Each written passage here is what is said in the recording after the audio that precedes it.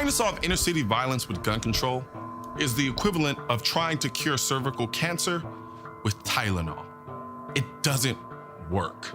It's nothing but political snake oil. When the first dose of gun control doesn't work, they'll just say, we just need to apply more gun control. And when that doesn't work, they'll say, we just need to apply just a little more gun control. Think about it. They never talk about gun control nationally unless there's a mass shooting in a white neighborhood, school, movie theater, or mall. So when people started realizing anti-gun politicians only push for gun control when the very rare mass shootings happen, they had no choice but to acknowledge the inner city violence or risk confirming that they don't really give a damn about Black kids dying as long as they didn't bring that inner city stuff to their neighborhoods. All this fake outrage about inner city violence is simply the thing to do right now. No different than when privileged celebrities thought it was all the rage to adopt random Black kids from Africa. Inner city violence is nothing more than a political fad to these people. And the fad will pass as soon as the elections are over and the need to cape for Black votes becomes unnecessary. Nevertheless, they'll continue engaging in the rabid stupidity of trying to solve something as complex as inner city violence with the politically juvenile concept of common sense gun control measures that undeniably don't work. In 2015, Chicago had more murders than any other city in the US, thus making him the poster child of inner city gun violence.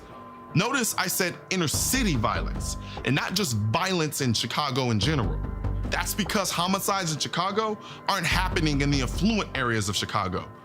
Do a quick Google search, and you'll come across countless forums of people boasting about how safe Chicago is.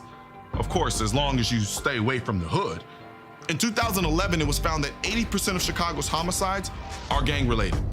At least 75% of those homicides were of young Black men.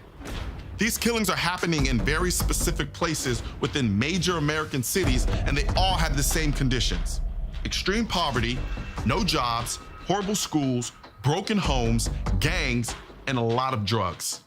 Yet, we're still talking about gun control. In 2009, Chicago had the most gun murders among the nation's 50 most populous metropolitan areas. What most people don't realize is that in 2009, Chicago had in place for years a city ordinance that banned the sale of handguns within city limits. This was a full-out ban, and Chicago's inner city still looked like the Hunger Games trilogy. And guess who else in 2009 topped the most gun murders among the nation's 50 most populous metropolitan areas?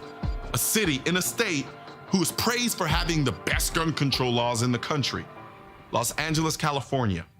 If Chicago led the nation in gun violence when they had a gun ban, what kind of buffoonish logic makes you think these Sesame Street common sense gun control measures are gonna do anything to prevent the violence in the inner city? These kids grow up in places where 6 people being shot over the weekend is normal. Kids who are composing their own RIP Facebook pages because they don't expect to live out a year.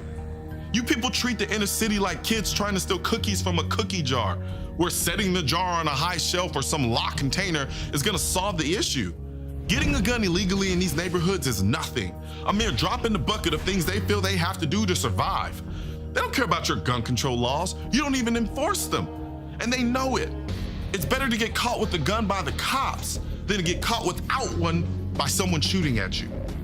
To make matters worse, instead of saying, okay, maybe we're approaching this entirely wrong, let's take a deeper look at the issue and try to fix the real issue. No, instead, our president gets up and makes the most mind-numbing excuse for why Chicago's murder rate is through the roof, even though they have tough gun laws. He literally blames Chicago's violence problem on neighboring states who don't have the same tough gun laws as they do.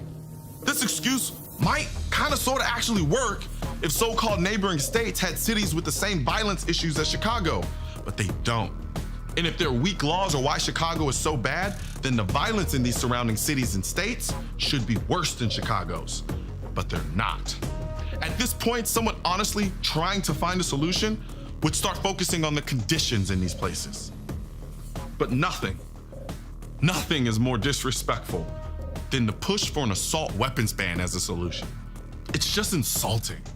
97%, not 80, not 50, but freaking 97% of the gun deaths in Chicago are committed with handguns. Why is an assault weapons ban even part of the discussion, much less the focal point of your proposed solution? They're not even using them.